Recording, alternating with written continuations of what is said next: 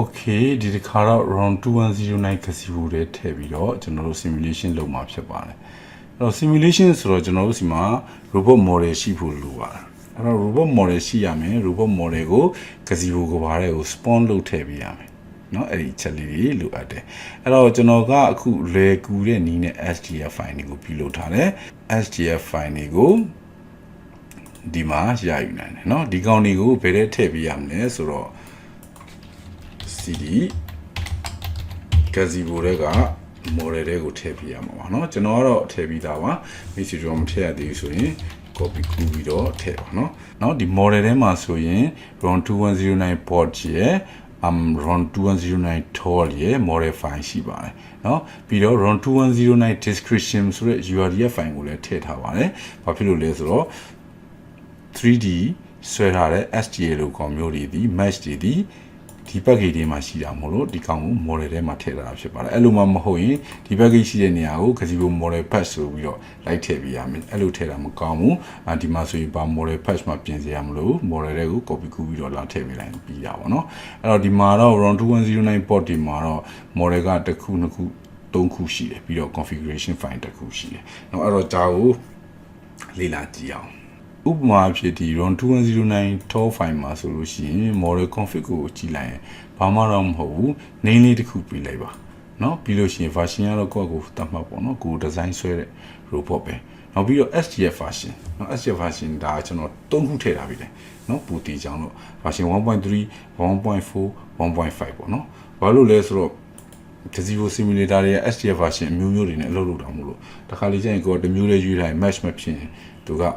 အဲ့ version တွေကို downgrade upgrade တွေလုပ်ပြီးတခါလေကျရင်အဲ့ဒီကောင်ကနေ error တွေအများကြီးထွက်နိုင်တယ်เนาะကြန့်ကြာတာပေါ့เนาะအဲ့တော့ကျွန်တော်၃ခုပွားထားတယ်ပြီးတော့ SGF version ၃မျိုးခွဲလိုက်တာပေါ့ဒါပါပဲဒါတော့ order နဲ့ပတ်သက်တဲ့အချက်လက် description ပေါ့เนาะအဲ့တော့ model SGF ပေါ့เนาะ main file ကိုသွားကြည့်အောင်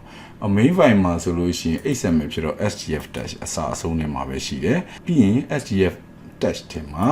model ဆိုတဲ့ကောင်ရှိပါတယ် model ဒီ ROM 2109 tool ပေါ့နော်ဒါကြဘေးက model လည်းသိလားဒါကကျွန်တော်တို့ရှေ့မှာပြခဲ့တဲ့ URDF ကနေ SGF ကို convert လုပ်ကြိုက်တဲ့နည်းနဲ့ convert လုပ်ရလာတဲ့ SGF ကိုဒီမှာလာထည့်ထားတာပါပဲเนาะအဲ့တော့ base link ဒီမှာ link တစ်ခုရှိတယ် base link ရှိတယ်ပြီးလို့ရှိရင်ဒီ link မှာကျွန်တော်တို့အသုံးပြုမယ် physics အချက်အလက်တွေနဲ့เนาะတကယ်မို့ပြီးတော့ sensor သုံးမယ်ဆိုရင်လည်း sensor တွေလည်းထည့်လို့ရတယ်ပြီး link တွေ join တွေဖွဲ့စည်းပုံနိုင်ရှိတယ်အဲ့တော့ဒီ file ကတော့လက်နဲ့ရေးဖို့ကတော့မလွယ်ဘူးဒါပဲအဲ့တော့ဒီကောင်လေးရောပါဒီကောင်လေးကလည်းဘာမှမဟုတ်အဲ့လိုပဲ copy ကူးထားတာပဲเนาะ SGF version လေးပဲကွာသွားတာပဲเนาะအဲ့တော့ဒီကောင်ကိုကျွန်တော်တို့က gazebo model တွေကိုထည့်လိုက်မယ်ဆိုလို့ရှိရင်ဒါကျွန်တော်တို့အသုံးပြုလို့ရပြီပေါ့เนาะ description package ပါထည့်ထားတာပေါ့ဟုတ်ပြီဒါဆိုရင်ကျွန်တော်ပေးလိုက်မယ်ဒါက gazebo နဲ့ simulation လုပ်ဖို့ SGF robot model ကို gazebo ရဲ့ model patch တွေကိုထည့်တဲ့ပုံမှာSGF format ကိုရဖို့အတွက်တော့ ROS1 ရဲ့ gazebo ပဲသုံးဒါမှမဟုတ် SGF ကို convert လုပ်ပေးနိုင်တဲ့ ROS2 ရဲ့เนาะ gz11 လို့ကောင်မျိုးပဲသုံးအသုံးပြုလို့ရပါတယ်အဲ့တော့ GitHub မှာလည်းတော့ကြည့်အောင် GitHub မှာကဘာတွေရေးထားလဲဆိုတော့ဟုတ်ပြီဒါရှိမှလည်းပြောခဲ့တယ်เนาะ SGF ကိုရလို့ရှိရင်ကျွန်တော် mesh တွေရှိတယ်เนาะfile လမ်းကြောင်းကိုတိကျပြန်စစ်ဆေးတင်တယ်เนาะ SGF ကို convert လုပ်တာပဲဖြစ်ဖြစ် gazebo ကနေ generate ထုတ်ပြီးတာပဲဖြစ်ဖြစ်ထုတ်ပြီးရင်ဒီ mesh file တွေကိုတိကျပြန်ကြည့်လုံးဝဆိုရင် account တွေမရှိရင်ဘာမှတက်လာမှာမဟုတ်ဘူးเนาะဟုတ်ပြီပြီးတော့သူကကျွန်တော်ရဲ့ SGF file မှာတော့တချို့ sensor တွေပါတယ်ဒါပေမဲ့တချို့ sensor တွေကအလုပ်လုပ်တယ်တချို့ sensor တွေကအလုပ်မလုပ်ဘူးဒါကြောင့်ကျွန်တော်အနေနဲ့ပြင်ရတာလေးတွေရှိတယ်ဥပမာဖြစ်ဆိုရင် model.sgf မှာဆိုလို့ရှိရင်ဒီ link ကဘာ link လဲဆို base link เนาะအဲ့တော့ base link ထဲမှာဘာတွေရှိတယ်လဲဆိုတော့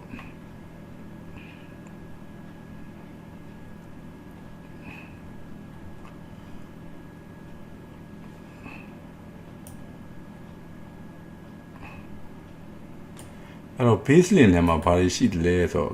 เนาะline number 316เนาะအဲ့တော့316ဆို316ကိုဆင်းရမယ် okay 316ရောက်ပြီเนาะဒီ link ထဲမှာကျွန်တော်တို့ကဘာတွေထည့်လို့ရလဲဆိုတော့ sensor တွေထည့်လို့ရတယ် sensor ထည့်တာကတော့ ROS1 ကထည့်တဲ့ပုံနဲ့တိတ်မကွာပဲမြင်ထည့်တဲ့နေရာလေးတွေပါလေးတွေတော့မတူတော့သူက link ထဲမှာထည့်တာအခုကျွန်တော်က ROS1 ကပါတယ် Lisa က simulation မလုပ်လို့เนาะလောလောဆယ် Amazon robot ရဲ့ Lisa scan ဆိုပြီးတော့နောက်ဒီမှာ library gazebo ROS3 sensor ဆိုတဲ့ဒီကောင်းလေးဒီ driver လေးကိုထည့်ထားတယ်ဒါက baseline ပေါ့เนาะ baseline မှာထည့်ထားတဲ့ plugin တစ်ခုပါဒီ plugin ဒီမှာစုံတော့ပေါ့เนาะဒီမှာ plugin တစ်ခုထည့်ထားတယ်နောက်တော့ plugin နောက်ထပ်တစ်ခုထပ်ထည့်တယ်เนาะ sensor တစ်ခု plugin တစ်ခုအဲ့လိုထည့်ရတာเนาะဒီမှာ sensor ထည့်တာလို့ sensor name ကဟောဒီမှာเนาะ sensor name ကဒီမှာ HLS LFCD LDS ပေါ့နော် type က ray ပေါ့နော် ray sensor ပေါ့နော်တကယ်တော့ဒီကောင် laser sensor ပဲအဲ့ဒီမှာ always on ဆို true visual light ဆိုရင် true false ပေးထားလို့ရှိရင်gazebo မှာအပြာရောင်တိုင်းတွေမြင်ရတော့မှာမဟုတ်ဒါသူ့ရဲ့ position နောက်ပြီးတဲ့ခါကျသူ့ရဲ့ sample rate တွေနဲ့ mass angle min angle ပေါ့နော်ဒီကောင်ဆိုတာ360 degree ပေါ်တယ်အဲ့လိုပေါ့နော်ပိုင်မဲ့ပြီးထားမယ်ဆိုရင်တော့180 degree ပဲပေါ်လိမ့်မယ်ပြီးတော့သူ့ရဲ့ driver ကတော့ဟောဒီမှာပေါ့နော်ဒီ SO ဆိုတဲ့ share object ကိုသုံးတယ် output ကဘာထွက်မလဲဆိုတော့ scan ဆိုတဲ့ topic ထွက်မယ် output data type က sensor massive laser scan နော် frame name ကတော့LiDAR ပါတဲ့နော် LiDAR ဆိုတဲ့ frame name လေးဒီမှာရှိမယ်အဲ့ဒီနေရာမှာ simulation လုပ်လို့ရအောင်လို့ဒီ frame name ကိုပြန်ပြီးထည့်ထားတာပါเนาะဒါပြီးတော့အဲ့ဒီ laser frame ရဲ့အဲ့ဒီ LiDAR ရဲ့ position ပေါ့เนาะဒါဆိုရင် ray တွေကအဲ့ position ကနေထွက်လာမှာပေါ့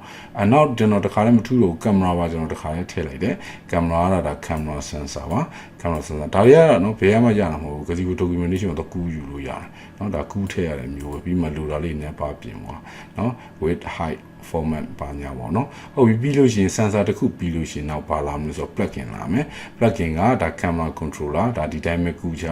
always on run ဒါက camera name camera တစ်ခုပြီးတာ image topic เนาะအဲဒီ camera information topic เนาะဒီကောင်တွေကဒါ default အတိုင်းပဲထားပါနောက်ပိုင်းကျရင်တော့ဒီကောင်တွေကလိုတယ်အဲ frame name ကတော့ခုန frame name ပဲ LiDAR ပဲเนาะတကယ်တော့ camera ကိုကျွန်တော် solid work ဆွဲထားတာမရှိဘူးခုန LiDAR frame မှာပဲတွားထားတယ်เนาะအဓိက position တွေကတခုရရင်ပြီးတော့ position ကတော့ကျွန်တော်နည်းနည်းလေးပြင်လာတယ်ရှေ့ရောက်ပြီးတော့အောက်နည်းနည်းကြောင်းတော့ဒါဆိုရင်ကျွန်တော် gazebo လေးကို robot ကို spawn ထည့်နိုင်ုံတာမကsensor ကိုလည်း simulation လုပ်ပြီးမှဖြစ်ပါတယ် sensor ကိုနှစ်ခုရှိတယ်တစ်ခုက LiDAR laser ပေါ့တစ်ခုက camera ပေါ့နော်အဲ့ကောင်လေးအကုန်လုံးဒီဘယ်မှာရှိလဲဆိုတော့ base link ဆိုတဲ့เนาะ robot ရဲ့ base link ထဲမှာရှိပါတယ်အဲ့တော့ sensor ဒါပဲလားဆိုမဟုတ်သေးဘူးကျွန်တော်ထည့်ထားတာရှိသေးတယ်เนาะထည့်ထားတာရှိတယ်ဆိုတော့ဒါကတော့ဒီက ROS1 မှာလည်းပါလာတဲ့ကောင်ပေါ့နော်differential drive controller လို့ခေါ်တယ်ဘိန်းနှလုံးနဲ့တွားတဲ့ကောင်လေးကို differential drive လို့ခေါ်တယ်เนาะအဲ့တော့ hardware robot ဆိုရင်တော့ဒါလေးကိုလိုအောင်မှာပေါ့နော်အခုကတော့ဒီ plugin လေးထည့်ထားလိုက်လို့ရှိရင်သူက differential drive robot လို့လုပ်လိမ့်မယ်เนาะ command velocity ပြီးရင်ဘိန်းနှလုံးနဲ့တွားမှာပေါ့နော် rotate ဖြစ်မှန်းထားပဲအဲ့တော့ဒီမှာကျွန်တော်အသစ်ထပ်တွေ့ထားတယ်ဒါကတော့ gazebo ROS control ပေါ့နော်ဒီကောင်ရှိလို့အကုန်လုံးလုပ်တာအဲ့တော့ gazebo ROS control S ကိုထည့်ရမယ်ဒီမှာကျွန်တော်အသစ်ထပ်တွေ့ထားတယ် gazebo ROS joint state publisher ပေါ့နော် joint state publisher ဆိုတော့အဲ့ဒါဆိုရင်သူ့ရဲ့နာမည်က joint state publisher လေအဲ့တော့ Avis နဲ့တော့ကျွန်တော်တို့ခဏအစမ်းသပ်ဖို့အတွက် joint state publisher တခုသုံးရတာပေါ့နော်ဒါဆိုရင်တော့ဒီမှာ joint state ကို publish လုပ်เสียမလိုဘူးထင်တယ်ဒီတိုင်းဆိုရင်တော့ gazebo ကနေ joint state တွေရောက်လာမှာပေါ့နော် okay ဟုတ်မဟုတ်တော့မသိစမ်းကြည့်ကြတာပေါ့နော်ဒါဆိုရင်ကျွန်တော် launch လုပ်တော့မယ်launch မလုပ်ခင်သူ့ရဲ့ launch file ကိုဘယ်လိုရေးလဲကြည့်အောင်နော်ဒါ tor နော် tor ဆို tor robot ကို launch လုပ်ရမှာပေါ့tor launch file okay တော့ကြည့်မယ်ဆိုရင်တော့အရင်ဆုံး gazebo package ရှိတယ် gazebo package ကတော့2109 gazebo ပဲgazebo package တွေမှာ wall တစ်ခုရှိတယ်ဒီမှာပါ wall ကကျွန်တော်ဒီမှာ coffee.wall เนาะ coffee ဆိုင်လေးเนาะwaiter 2ယောက်နဲ့အဲ့ wall လေးကိုကျွန်တော်ယူမယ်ပြီးမှအဲ့ wall တွေကိုကျွန်တော် robot ကိုထည့်မယ် robot ကိုထည့်မယ်ဆို URL package ကတော့ ROS2109 description ပြီးတော့သူရဲ့ patch ကURL ဆိုတဲ့ file ထဲက directory ထဲက ROS2109 ဆိုတဲ့ကောင်ပြီးရင် read လုပ်တယ် ဒီမှာ robotic publisher ခုနအတိုင်းပဲသူကိုယ်ပိုင် description နဲ့เนาะဒီမှာ use sim time ဆိုတဲ့ကောင်ပါတယ်เนาะ simulation time ကိုသုံးပါလားသုံးမယ်တဲ့เนาะဒါကိုပြောတာအဲ့တော့ simulation time ဆိုတာဘာလဲဆိုတော့အဲ့တော့ ROS node တွေကသူ့ဟာသူ time stamp တစ်ခုနဲ့ပေါ့เนาะကျွန်တော်တို့ host မှာသူတို့ run နေကြတာကျွန်တော်တို့ simulation လုပ်မယ်ဆိုရင်တော့ time ကိုထုတ်လုပ်တဲ့ကောင်က gazebo လည်းဖြစ်နိုင်တယ်အဲ့တော့ gazebo ကထုတ်လုပ်တဲ့ time ကို simulation time လို့ခေါ်တယ်အဲ့တော့ simulation time ကိုသုံးမှာလားเนาะမသုံးဘူးလားဆိုတော့ကျွန်တော်တို့ declare လုပ်ပေးဖို့လိုတယ်ဥပမာ robotic publisher ROS မှာသူဟာ node တစ်ခုပဲအဲ့တော့သူဟာလည်းသူ့မှာလည်း time ရှိမယ် gazebo မှာလည်း time ရှိမယ်အဲ့တော့ gazebo က time ကိုသူသုံးတင်တာပေါ့နော်ဘာဖြစ်လို့လဲဆိုတော့အခု system တစ်ခုလုံးက gazebo က time ကိုသုံးပြီးတော့ဒါ system တစ်ခုထဲမှာအကုန်လုံး run လို့ရတော့မှာပေါ့နော်နှုံးဆိုရင် conflict တွေဖြစ်မှာပေါ့နော်ဒါကြောင့် using time true ပြီးတာပါဟုတ်ပြီဒါ joint state publisher note ကတော့ဒီမှာ run now ဆိုတော့ gazebo က run လိုက်မယ်ပြီးတော့ arvis ဆိုပေါ့နော် arvis ကတော့ဖွင့်ချင်လဲဖွင့်ပေါ့နော် display တော့ arvis 2ထဲမှာထည့်ထားတယ်ဟုတ်ပြီအဲ့တော့ gazebo launch နော် gazebo launch ကတော့ gazebo empty wall ကို launch လုပ်ချင်တယ်ဆိုလို့ရှိရင်ဘယ်လို launch ROS2 launch gazebo ROS တဲ့ကဒါ variant package ပေါ့နော်တက်ရဒီမှာ gazebo launch dot ပိုင်းတော့ရှိတယ်เนาะဒါဆိုရင်ဟို robot လည်းမပါဝါလည်းမပါပဲနဲ့ mp wall ကြီးတစ်ခုတက်လာလိမ့်မယ်เนาะအဲ့ဒီကောင်ကိုလှမ်းခေါ်လာတာပါအဲ့လိုလှမ်းခေါ်တဲ့အချိန်မှာ argument တွေထည့်ပြီး simulation time ကိုသုံးမလားသုံးမယ် robot နာမည်ပါလဲ ROS2 Simulation ဟုတ်ပြီ the wall ရဲ့ default path wall ရဲ့ fine patch ကဒီမှာရေးထားပြီးသားလေwall default wall patch ပေါ့နော်ဒီမှာရေးထားပြီးသားပြီးရင်သူ့ကို initialize ဘယ်လိုလုပ်မှာလဲเนาะ initialize light ကတော့ဒါ light version တခုပြောတာဖြစ်ပါလိမ့်မယ်เนาะဒါကျွန်တော်ဒီမှာ false ပေးရတယ်နောက်ပြီးရင် true ပေးရင်ပေးကြည့်ပေါ့နောက် wall in h wall in y ဆိုတော့ဒါကဘာလဲဆိုတော့ initialize လုပ်တဲ့ position h position 0.0 မှာပဲ y နဲ့ 0.0 မှာပဲ heading နဲ့ 0.0 မှာပဲလို့ပြောတာเนาะ GUI true เนาะ close to automatic ဒါ publish လုပ်တာကိုပြောတာ true ပေါ့เนาะထားလိုက်တော့ဒီကောင်က gazebo launch က empty wall ကို launch လုပ်ပေးတာလို့သိထားရင်ရပြီအဲ့မှာအရေးကြီးတဲ့ကောင်လာပြီနောက်တစ်ခုကဘာလဲ spawn door robot နော်ပေါ့နော်ဒီကောင်ဘာလဲဆို spawn လုပ်ပေးတာအဲ့ spawn လုပ်ပေးတာပြဿနာတက်တယ်ကျွန်တော်3ရက်လောက်လဲရှာဘာဖြစ်လို့လဲဆို spawn လုပ်ပေးတယ်ဆိုတာဒါ robot model တခုကိုလက်ရှိ gazebo ကဘာလေးကိုဆွဲထည့်ပြီးတာပေါ့နော်အဲ့ကောင်တော့က ROS2 brand gazebo ROS package ထည့်ရပါပဲနော် spawner လို့ခေါ်မှာပေါ့နော် as ဖြစ်ရတယ်နော် spawner entity ဆိုminus help နဲ့ကြည့်ရင်ဒီမှာ option တွေအများကြီးရှိတာကိုတွေ့ရမှာဖြစ်ပါတယ်အဲ့ထဲမှာ robot ကိုထည့်လို့ရတဲ့ option ကတော့ file နဲ့လည်းထည့်လို့ရတယ် topic နဲ့လည်းထည့်လို့ရတယ် database နဲ့လည်းထည့်လို့ရတယ်နော်အဲ့တော့ကျွန်တော်ထည့်တာတော့ file နဲ့ရော topic နဲ့ရောအဆင်မပြေသေးဘူး SDF file မှာပြဿနာဖြစ်လို့ဖြစ်နိုင်တယ်ဒါမှမဟုတ်ပိုင်သုံးမှာဘာသာတွေရှိတယ်အဲ့ကောင်ကြီးကြောင်းလည်းပြဿနာဖြစ်နေတယ်အခုလောလောဆယ်ကျွန်တော် database နည်းနဲ့ထည့်တာ database နည်းနဲ့ဘာလဲဆိုတော့ဘာမှမဟုတ်ခုန gazebo model တွေကို SDF တော့ထည့်တာเนาะအဲ့ဒီကောင်ဖတ်လိုက်တယ်ဒါပဲเนาะကျွန်တော်အဲ့ဒီနည်းနဲ့ကျွန်တော်သုံးတာနောက် topic နည်းနဲ့သုံးမယ်ဆိုရင်တော့ minus topic ဆိုပြီးတော့ topic name ထည့်လိုက် robot description လို့ထည့်လိုက်ပြီဆိုဒါဆိုရင်ခုနကတော့ robot state publisher ကလာတဲ့เนาะ topic ကိုသူ subscribe ရရင်တော့အရန်ကိုလမ်းတော့မှာပေါ့เนาะဘာဖြစ်လို့လဲဆိုတော့ဒီတက်ထည့်ရမှာလို့ system တစ်ခုလုံးပေါ့okay ထားပါတော့ဟုတ်ပြီဒါ h y နဲ့ z ပေါ့နော် z ကတော့ 0.3 ဆို0.3 မီတာလောက်မှာထားလာပါဟုတ်ပြီအဲ့တော့ဒီမှာ joint state node ကိုကျွန်တော် publish မလုပ်ပါဘူးเนาะအဲ့တော့ပြီးတော့ arvis ရဲ့ gazebo ရဲ့ spawn ရဲ့ဒါပဲလုပ်တယ် robot state publisher ကိုလည်းလုပ်တော့ဟုတ်ပြီဒါဆိုရင်ကျွန်တော်အခု friend ကြည့်မယ်အဲ့တော့ arvis ကိုဖွင့်မှာလား arvis ဖွင့်မယ်เนาะ arvis ပါဖွင့်လိုက်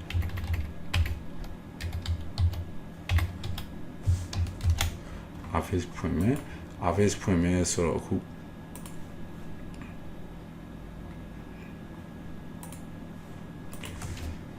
cd ROS2 နော်